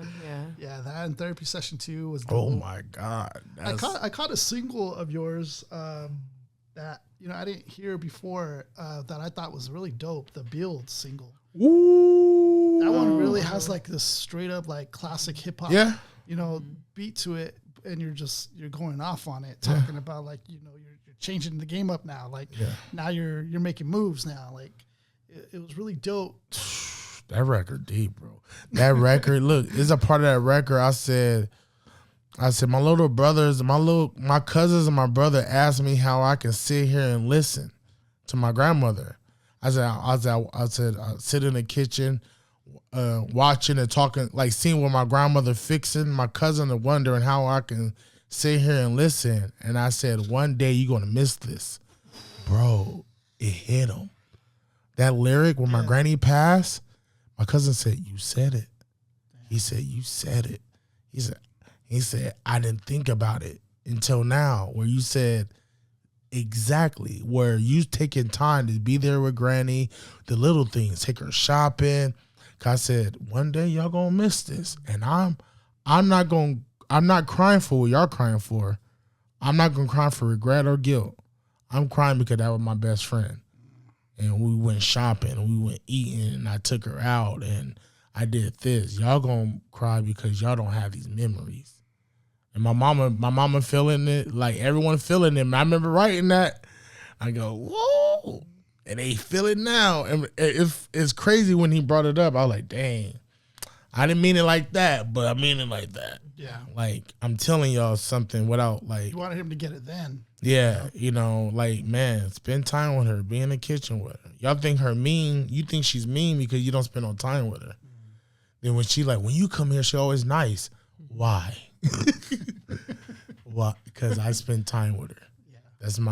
Yeah. And it's funny, that record, I listen to that record and I get so sad sometimes. Like, man, like, damn. It's really crazy her influence. Oh, yeah. Through you to everybody else, and such a bigger influence just from that. It's kind of crazy. That's like I told her. First, I used to tell her I'm the better version of her. And if she disagrees, that means she failed. She like, you always put me in these positions. I'm like, yes, because that's your job. that made me the better version of you. And I said, I'm a grand. That means you're a grand raising your grandson. So now it almost doubles. So, because I didn't get it from my mom didn't teach me nothing, my father didn't teach me nothing, my grandfather and my granny, and my other grandfather, then my great granny in Florida that passed at 115. Ooh. So I was raised by my great grands and my grands. Wow. You know, and I was blessed to have all of them at once. Wow. Like in their hundreds. Oh yeah. Yeah. Like I was blessed, and I was like, when I went to Florida, I didn't stay in a hotel. I stayed with great grandma's house. Her house was spooky. It was haunted. I feel it was haunted, but it was the dopest house. Like she's one of the second black women to vote. Wow. She had the list, and her name was number 2. Like paper or certificate. Yeah. Crazy. You know, they had their family tree like on the wall. Yeah. So like we owned the house we was on in Florida. Wow. So my family that was enslaved, the bloodline that owned us, they bled out. Wow. And we got our 40 acres and our mule, because now we inherit everything they owned. Wow. So it's like my family in Florida was, that's not my Haitian roots. That's my black and Chickasaw roots. Wow. Okay. That's my black American and Indian roots with my family on that side. Like my granny was a sharecropper. Her family was a sharecropper in Little Rock, Arkansas, owned land. So it's like, you know, I was raised by that, you know, among the system. So I tell people, yeah, you would think I turned out bad, but I had a lot of side quests that made sure I didn't. Damn. You know, so it's like, you know, yeah, granny, everything, you know, even my merchandise.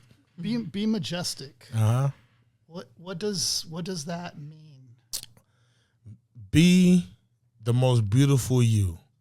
Be the view you want to be. That's the first meaning. Be the view you could. Majestic sometimes is the majestic views, right? Sunset, mountains, landscape is beautiful, right? Be that. Be that for yourself. Be that. But you know how people are like, man, I just want to go to the beach and watch a sunset. Well, sometimes you might have to just be the sunset. Bars. Sometimes you might just have to be that hike to the mountains to the waterfall. That's how I like look at be majestic. And by being majestic, you end up being you all the way. You know what I mean? Then majestic is regal, loyalty. You know what I mean? Like it's divine. That's like the definition. But I looked at it where we toured so much that we see screensavers like face to face. Like she probably seen more than me because I'll be asleep. And she driving and she go, man, we just passed something crazy. The sky was green. I'm like, why you didn't wake me up? She like, no. No. You know, but it's like we seen so much dope stuff, and my OG is telling me, Lisa, y'all gotta create a brand for yourself that's you. And this is us coming up with Be Majestic. Like, oh man. We always had artist merch, like we would dress him, you know, Noah James tees and stuff like that. Then I'm like, I use majestic a lot. I was using the word a lot. Like, you know, like, oh man, how you feeling? No, I'm feeling majestic, man. Cause I start wrestling, right? I love wrestling so much because it's like Paul Heyman talk about word placement. And I will find a word that I really, really love, and I place it in my life. And I start putting that on me to a point to where people start greeting me like that. To where like, how you feeling? What's up, majestic, man? How you feeling? Yeah, I know you feeling majestic, Noah. They know I love orcas and it's majestic. The two things for sure, and these two things bring me joy. So people only bring me joy. Yeah, they come to me with this. They tag me majestic stuff and orca stuff all day, and wrestling, and Majin Buu stuff and affirmation. So I created what I wanted to attract, right? So I just I like, this is me. I'm going to train it, not knowing that, I could turn this into the brand.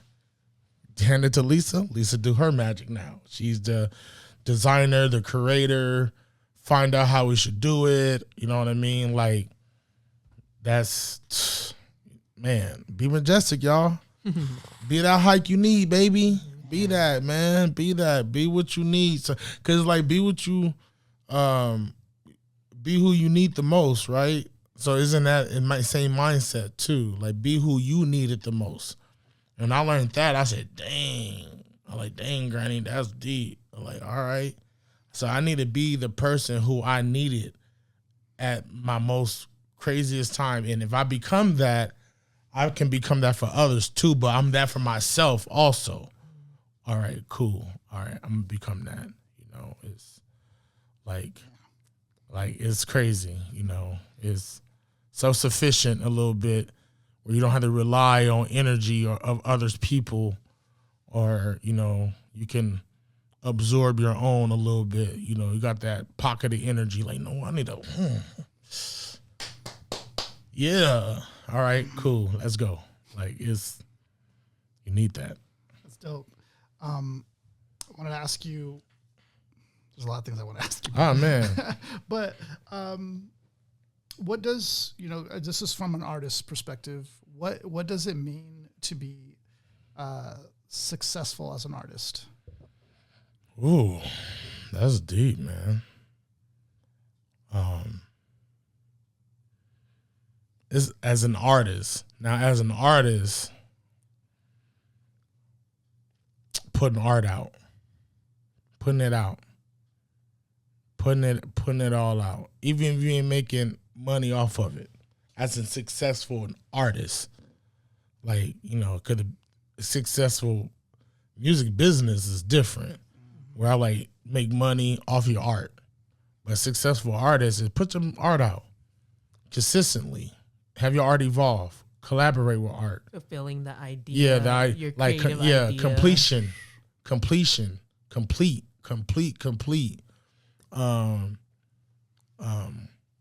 I think some of the greatest artists, we stop procrastinating because we understand that you have to become egoless in this field. You become, if you want God to enter your space, even in music business, you got to become egoless. Only way that inspiration comes in, right? And that's a quote from even Quincy Jones. He was like, God enters when the ego go, right? So when that go, because some people have the ego where they don't want to record music, or they don't want to release it, or it's so many. I get mad about that, but I'm like, release music, man. To me, that's success. Like, you got all this art. Artists who got all their art in their house, in their family house. You know, you got a T-shirt. You have the T-shirt. You succeeded. You did it. Like, to me, is that like it's completion. I feel like it's but then the business is that's different. The business is different. That's really different because there's music and there's music business. And once I understood that, I was like, okay, I got it. It's two different fields. It's two. One, you might have to do a DBA, LLC, get your business together, because music has become, it can change you economically. You know, you'd be a fool not even attempt to go that route, because there's someone making money off of you already. You know, I think one of the elements in hip hop is that now it's becoming know your business. Cause that's hip hop too. That's street culture too. Like, you got to know your business, and you don't want no one that's taking advantage of you or taking food off your plate off something you're creating. Right. Well, you're paying time, studio, beats, all of this, and you're just putting it out, and you're not all the way in it. Now, if you're just doing it for the love, cool. You can't get mad at the industry. You can't get mad. You can't just do it for the love and leave it alone. You know, because you can do this and be about your business too the way you want. There's a lot of us. There's a lot, from atmosphere to, like, we can from Tech Nine to Prof. I can keep going to De La Soul to Redman, Method Man, the whole Woo. They all independent. To RJ Payne, to La Russell, to. Do you mind if I pause for a second, guys? Okay, so I wanted to ask you, you've had Curtis King on your projects kind of consistently throughout your time, and what it was about him that, you had him back on. Yeah. And I know you guys had the Pterodactyl Jones going, and just. Not even like, it's fun working with my bro. Like, even from, we both funny. We both like doing silly stuff, coming up with characters. We're both down to leap. We both have imagination, but we're different. That's the fun of it. Like, even Pterodactyl Jones, he drinking, like, eating Oreos and got like milk, and he's chilling, and we on beats, and I'm drinking honey Jack Daniels, and and I'm turned, and I got anime on, and it's cohesive because we're not stopping each other from being ourselves. We learn how to gel together with it, even our live performance. You know what I mean? We both know how to perform with each other live, But that's the brotherhood and paying attention. You know what I mean? Like I'm a fan of my homies. So, and I'm very analytical. Like, all right, you're going to do this and I'm going to do this. When I step right here, you're going to step up. So it's like, it's easy with my bro. And we started with Black Cloud Music, and Lisa, shout out to Lisa. Lisa, the one that kind of like found Curtis. She was like, I think we need to sign Curtis to Black Cloud. And she was like, let's go see him. What show was he was at? I think it's his release party. Oh yeah, his release party. Well, because when we had Brick to Your Face as a blog, he submitted his music to us, and I think because he was out here doing Lion Like with Judah, doing Lion like performing there, doing the open mics there, and then the homie Cornbread told him about Brick to Your Face and like submitting your music to Brick to Your Face, and then he submitted the music. We posted it. It was good music. Yeah, because that was a whole era, the blog era. Yeah. We had that was really important. Yeah. Because Brick to Your Face started as a blog first, and then it's now promotion and everything. But he was having a release party, and Cam's group was performing at the release party. Wow. I forgot what the group's name is. What's the name of the group? But yeah, Cam's group was performing. So, of course, going to support Cam and the group. And Dana LaRock. Everybody was performing. Mm-hmm. Ooh, Calmatic was performing at 310. Oh. Calmatic is the one that just did Kendrick's music video, Squabble Up. He used to rap back in the day. Yeah. His name was 310, and he was crazy. Performing. And we used to book him back in the day a lot, too.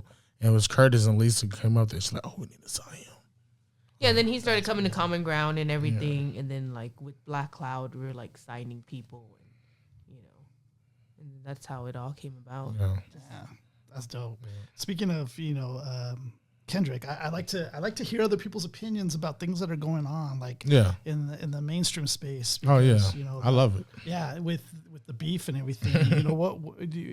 What's your thoughts about? I love it, man. I love it. I love it. It's great entertainment. Yeah, and it like as a battle strategist, I said, "Ooh, he's good. He's good." I said, first of all, he's using 48 laws. He's staring water to catch fish. There's a lot of art of war going on, and Drake is just falling for the okie dokes, just setting up traps. He's setting up traps. Even if Family Matters was a really good diss song, he dropped 5 minutes after you, dog. That's wrestling. Mm-hmm. That he off the sheer of audacity to drop 5 minutes.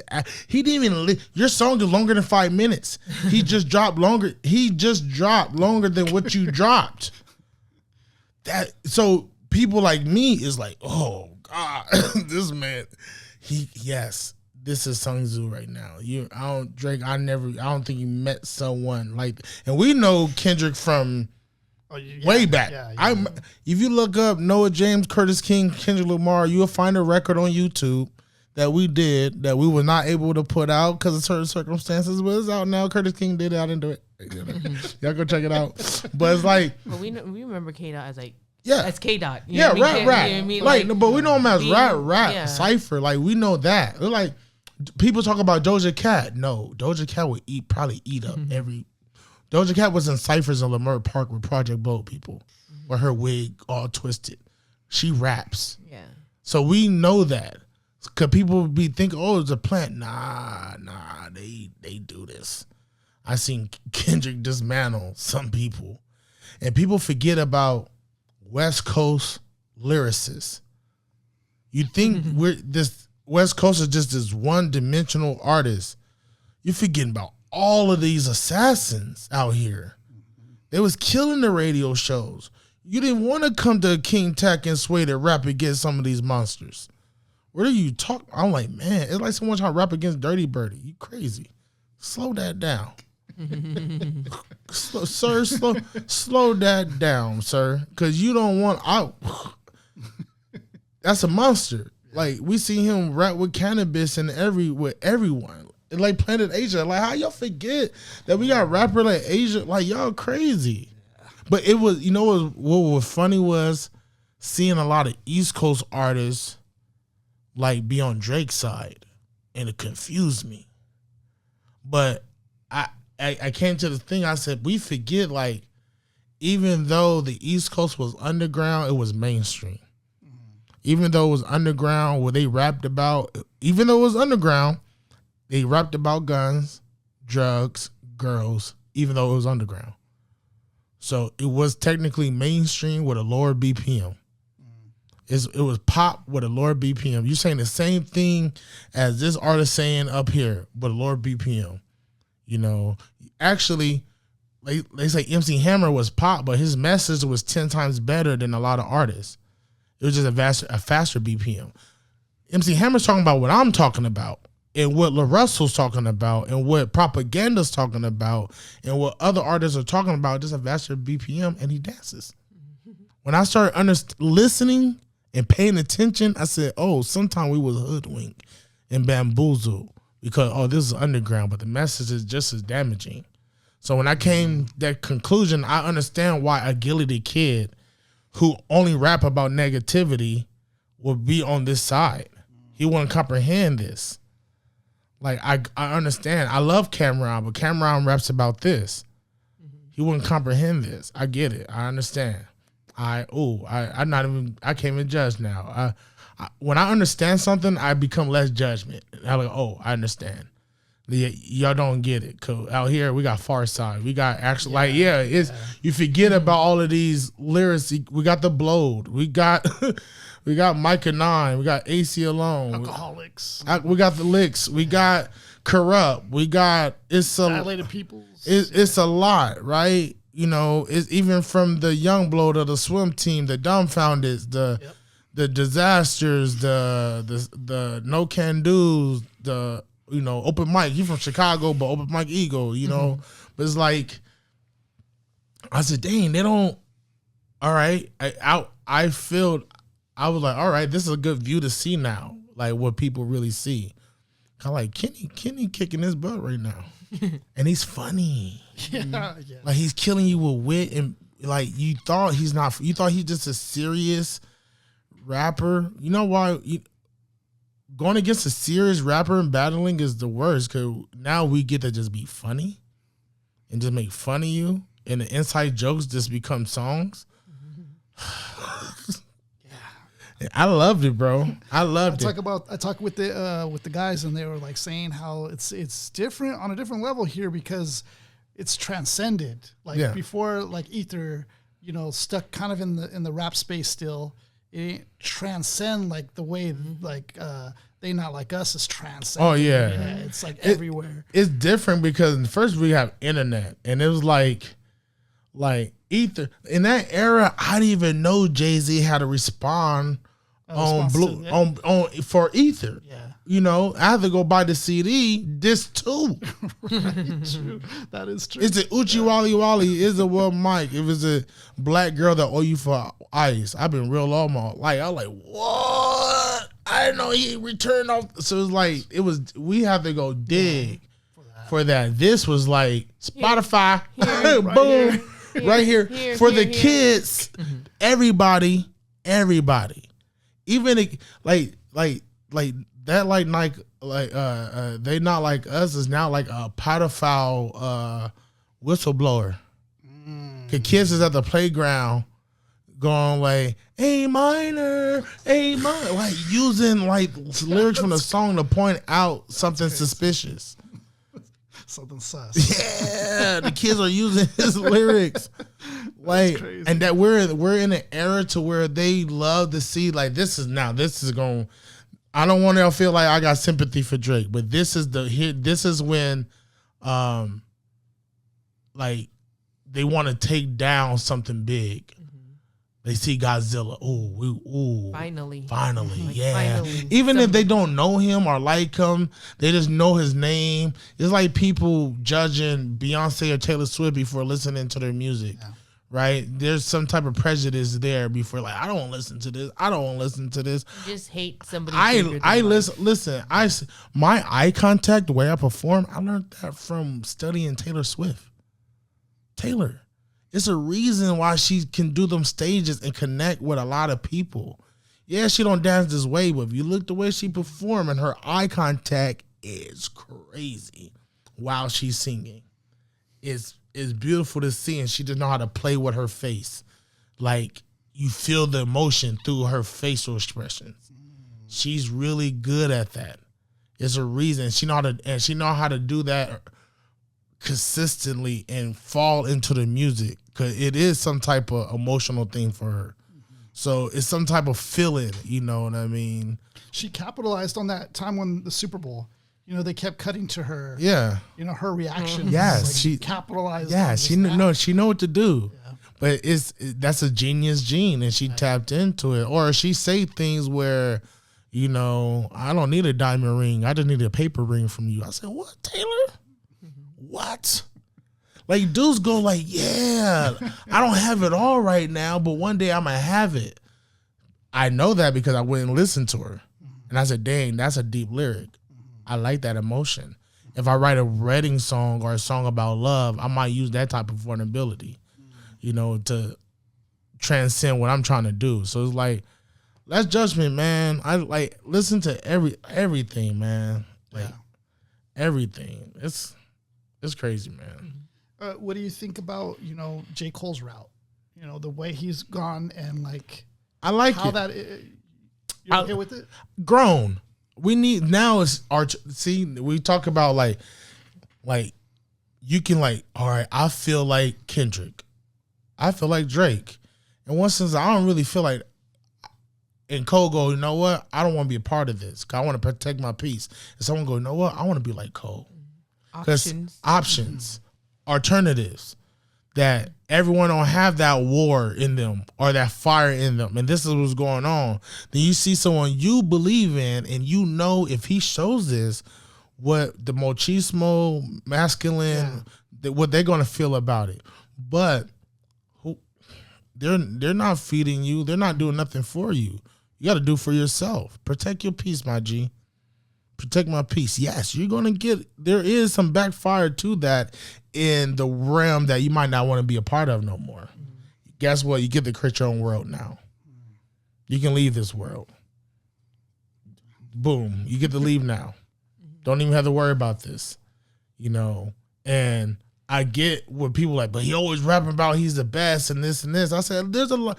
How many rappers rap about rappers? He can do that. Like, look, how many rappers rap about rappers all the time? I don't even know about them. Yeah. I know nothing about you. I don't know about the rappers you don't like and the type of rappers you don't like.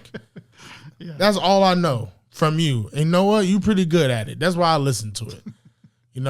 That's all right. It's like, you can't get mad at that. If not, let's start. Hey, rappers, let's rap about your life. Let's start rapping about how rappers rap.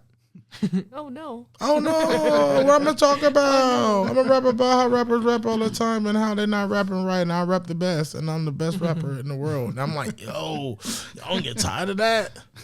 Like, y'all be like, people don't come to my shows, but what are they gonna connect with? I don't think I'm the best rapper, so I'm not gonna connect with that. like some people might want to have that, but mostly fights happen sometimes at those type of shows. It's a lot of ego driven, and I get it. I've been around it so many times. I was that. And when I started rapping about rappers, you hear my first album, only certain rap I got rap about rappers, but the rest is my life. Yeah. Like, that's it. Even in my beginning, it's my life. That's my granny telling me, so you got to be like Barry White, you know, Roy Ayers, or you got to be like this, you know, talk about your life, you know. So it's like, nah, man. I like cold route. I like a different route. I like some peace. I like hip hop is growing. We're older now. That's dope. Yeah, that's dope that we have someone that's one of the biggest artists in the world in the most toxic, in one of the most toxic genres ever. That he know he would get ridiculed going, you know what? I'm gonna bow out of this. And he did it.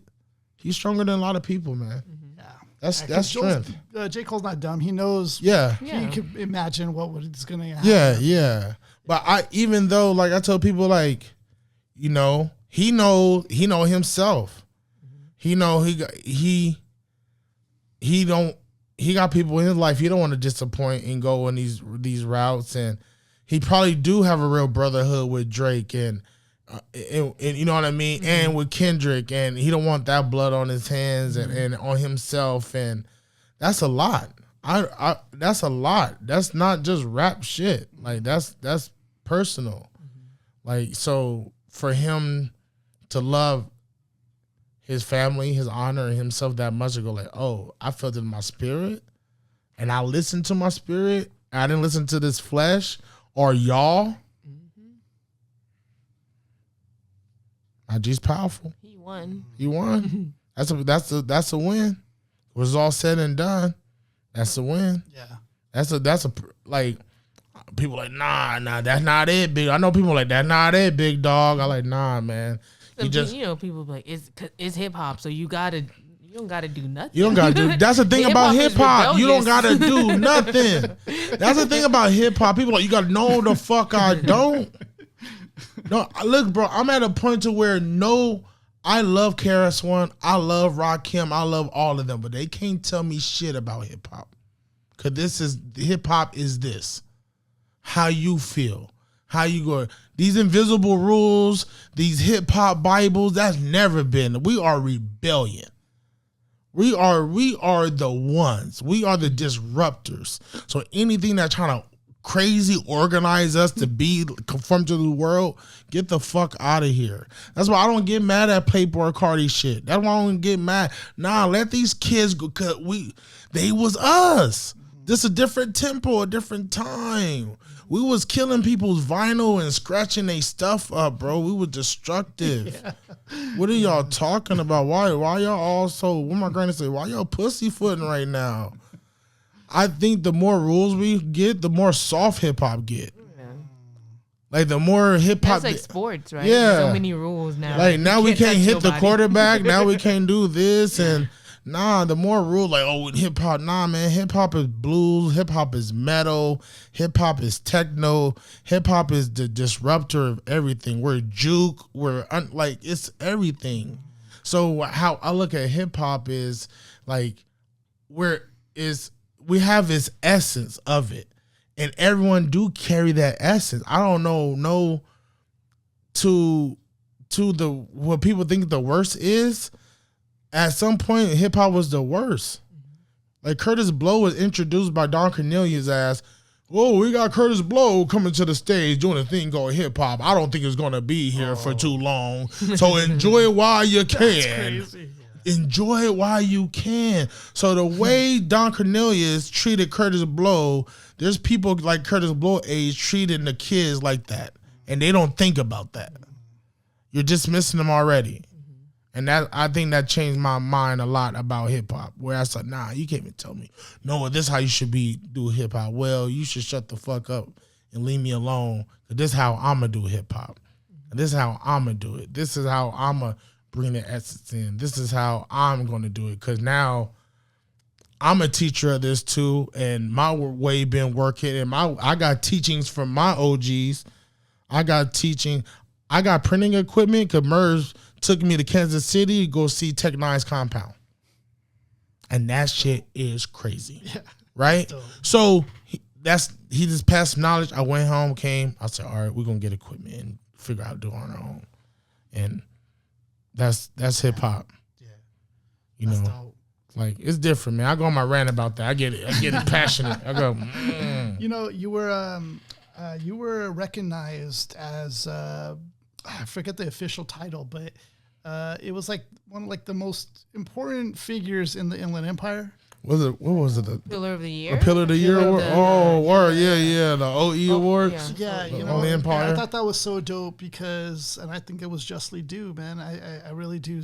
I mean, I'm seeing you from afar. Man. You know, seeing it from this angle. Even though I live here, you know, I haven't really ever connected with you guys, but I've seen it. You know, I appreciate it. And I think it's really dope. You know what they're doing, and they're recognizing people. Even in the IE, I think that's dope. Yeah, we never had that before. You know, so that's cool.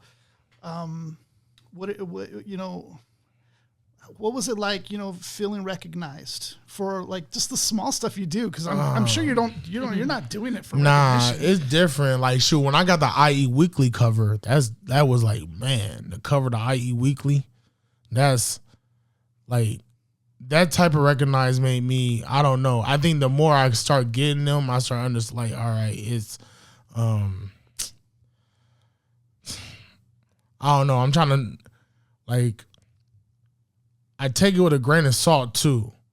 Like I embrace it. Like I can say thank you, then I let it go. I don't take it with me. I don't, because bad things happen when you take it with you. You know, I like, because like I just grab my ego, and now like I don't want to give myself all this because I do it for different reasons, and it's dope that I get the award and the recognition, and I'm thankful and I appreciate it, and I don't work hard for the awards, but the awards are a blessing too. Like that is just a part of life, but personally I take it differently now, you know what I mean? Cause I'm like, dang, thank you for even looking, you know what I mean? Like, I appreciate it, you know, and recognize people in the city. That's different now, cause now it's bigger than just me getting awards. Like outside, seeing people get recognized. Now they can like recognize who's who. Like, oh, this artist got artist of the year. This artist is Pillar of the year. This artist does this. So I look at it on that, but man, I take it with a grain of salt nowadays, man. Like my, because I know I'm dope already, and I know that, I don't let my ego go any bigger. Like, you know, I don't allow myself to go that far, but I have to know I'm dope. I have to know I'm nice. I have to know that. I have to have that in there. Like I can't be humble about it, but I can have humility about it. You know what I mean? When someone say, "No, you dope," I'm going, "Hell yeah, of course I am." No, I go, "Thank you, man. I appreciate it. Thank you." You know, even if I don't be like, "You dope," nah, I take the compliment first, embrace it, and thank you. But then I don't like to take more. I'm a Capricorn, man. We can go crazy with validation. I know myself. It can go to the head. I'm a Capricorn too. You know what I mean? My birthday is next week. It's like Hit Boy showing me that Nas is loving me a more song. I'll put these texts out. You crazy? Or Jay Electronica, like, yo, man, I heard this, bro. It's certain things where I'm like, I cannot, because that's a child. That's a child in me too, as an artist. That one of my favorites is like, yo, I heard this one hit, show me this. I'm like, yo, calm down, Noah. Yeah, calm down. My granny be like, that's not what it, but that's not what it's about. But damn, but man, I mean, yeah, that's how I appreciate all of them over there, man. Shout out to Tangent, shout out to homie Yanni over there on the Empire. Like, shout out to Gracie, the center. What's the name of the center? The host of that. Oh, Garcia Center. Yeah, shout out to Garcia Center, man. So it's like, I love it, but I take it with a grain of salt, man. I know me, man. Yeah, I go crazy. Yeah, it's dope because even like, you know, Hip Boy got, you know, Nas to come out. Yeah, you know, more music. And forward them. Look, yeah, dude. Forward them things. And I took it listening to those. Yeah, like that. My G cooking, man. Yeah. My G is cooking up, man. I got a couple records coming with him, so it's like, they work. They a machine over there. That told me that's a whole different. Woo. We need that veteran stage, veteran mindset. You in sage mode. Like, you just absorb everything and you moving and you really like let God in, man. And it's different in there. That studio session is always like, dang, man, y'all be cooking like fast. Like, so can you just talk a little bit about like what's it like in a day in the life of Noah James? Man, probably some cardio. Mm-hmm. You know. And from there is booking, scheduling. Like, you know, I handle a good amount of all the pages, you know, so schedule stuff out if I haven't scheduled, you know, doing so if I got something, I'm doing some bookings, probably putting a show to go. I do a lot of the editing, so I'm editing some stuff. I don't even know how you do it because yeah. editing itself is a whole other yeah, thing. It's just that because now that's meditation for me now. So that plays two things for me. Is I edit and I have my own templates of how I want stuff to look. You know, I know what my brand look like. I know what Brick Your Face brand look like. I know what Be Majestic the promo should look like. Yeah. And I start getting that to go going. If I have good time, man, I'm writing. Yeah, I'm writing. There's always something. Yeah, studio or I'm going. Oh man, it's a lot, bro. It's really just prioritizing what needs to be done first or sooner rather than later. It might be a day where I don't leave the house for nothing because I need to get all of this done today because the rest of the week about to be stupid, right? And Lisa worked like 2 or 3 days out of the week, maybe. You know what I mean? So it's like I might have to. She in Burbank. I might have to go to Burbank, drop her off, and have to go to pick up merchandise. Got to go pick up. Like, man, it's video session. Yeah, yeah, it's a lot. And doing content while I'm doing all of that too, like showing a little vlog a little bit, showing my behind the scenes, or like say if it's a show day, man, that's rehearsal. That's getting ready for the venues. If it's tour, it's you time traveling, man. Like it's on it's a lot of tedious stuff that I do. Like, you know, say like, all right, we getting ready to drop a compilation album. So, you know, I got a homie like, oh, I need a photographer. Hit this homie a photographer. I need admin work. So me and this homie gonna do the admin work. Lisa and someone who's project manager, they gonna handle that. But I'm doing the splits. So I do the splits and I do a Google Doc and I do a Google Sheet and I'm a color code everything. Like all the way. Organize it all. Then like even today, like I'm gonna go to my Google Sheets and I have all my music color coordinated. Right. So I'm gonna go in like what's done, what's not done, and start moving and rearranging and move everything in priority. Like for this business to go, it's a lot of tedious and a lot of prepping. Because all the shit people see is just the tip of that iceberg. But all the other stuff is like, man, the admin, the editing, the planning, the release party. So it is the whole operation. Yeah, we are the whole operation, and I like hire on or build or build. It's a Voltron, bring some other people on to help me, so I'm not spreading myself thin on it because we got a Brick to Your Face and a LAF compilation, and it's like I'm gonna be the manager for that. Then I saw you post a little bit. Yeah, right. Yeah. I'm like executive producing that. Then I got Noah James stuff, right? Then we got Brick to Your Face shows and we got Noah James shows. So it's like it's a lot of moving. And we still have Be Majestic, and then we print merchandise too. So staying on top of like promoting about. Then we got Thought Fest. Yeah. And then that too of like, okay, what is coming up that we know is gonna come up. Thought Fest is always the first Saturday in October, or this holiday is coming. Then it's like that, this and that, and it's trying to stay ahead of that because like the holidays come quick, or like different things come quick, different seasons come quick. So then it's like you kind of have to. Yeah, like we already like building our summer line and right now and getting because like it's because we have to think about our summer shows for Brick Your Face, see what he wants to do for summertime, whether it be touring or whatnot. like South by Southwest is coming up. So thinking, like deciding, do we really want to do that? And now what are we, like, you know, moving on from there. And then like the merchandise, like, okay, we need summer drops. And then we need, you know. Yeah, before here, we're talking about South by, looking at South rooms and hitting them homies in Austin before we get here, like at 7 a.m. Like, they already up. So it's like, someone like, it's never ending. It gets better. Yeah. It gets better.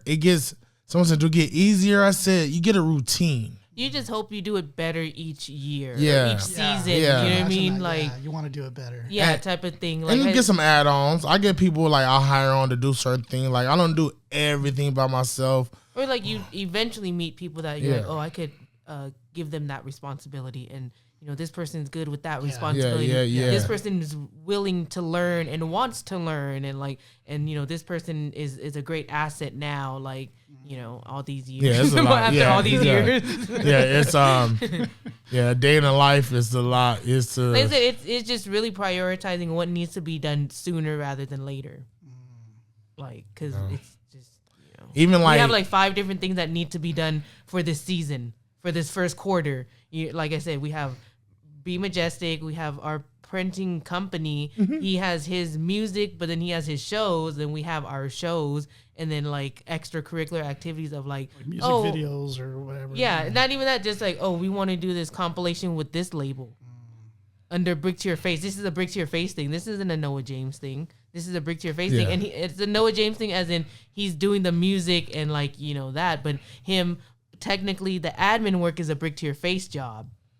You know what I mean? And then like of course him writing music and being featured on the song. That's a Noah James job. But I'm only on 2 or 3 songs, so I'm mostly doing like the management work and executive producer, clerical work. Where some of them don't know how to do admin or PROs or. And then with that, we have to see about what merchandise do we want to do with that. And then we have to see what merchandise do we want to do with his music. What do we want to do merchandise for Brick to Your Face shows? I'm sorry, y'all. Listen. And then we have, and then it's merchandise for Be Majestic. Like Lisa's scaring y'all. You guys can do it. You can do it. It's all possible. Lisa's scared. Listen, that's what people be asking. They're like, God damn. I say, yeah, man. And it's kind of like figure out.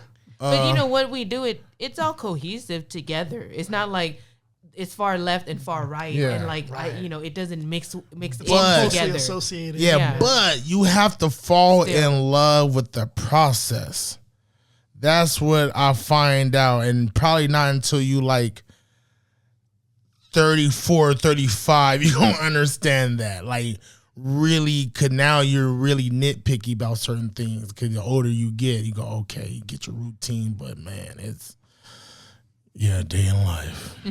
Well, I want to say it was a pleasure speaking with you guys. You know, I think you guys are amazing, and much respects and love to all the hard work that you guys put in to, put out this wonderful music, along with helping showcase others and putting others on, and so much stuff that you guys do that it's really appreciated. And I want to just say so much love and respect, and thank you guys for even making the time being here. So I appreciate you doing this for the inland, man, for hip hop. You know what I mean? Like, getting people get to share their stories, tell their stories, how they feel. So, much love. You're doing it from home. You're doing it not just from home. You're doing it from where we're from. So I kind of like, if you got a platform out here, I want to be on it. So it's like, we always say there needs to be more platforms out here, but then there also needs to be like genuine ones, not like ones that just are trying to get a viral clip and But we want to go viral. Of course. Naturally. Naturally, yeah. That'd be dope. So everybody who's listening, I'm going to put the links and stuff in the bottom so you guys can check it out under the descriptions for the music, for any events that's coming up. I'll put whatever links that you guys have. Definitely check that out. And of course, we're dropping every Monday, so please stay tuned to the next drop. We got somebody from Jedi Mind Tricks, which is pretty dope. So Just Allah. It's gonna be pretty sick. Thank you guys for listening. Hope you have a great day. Peace.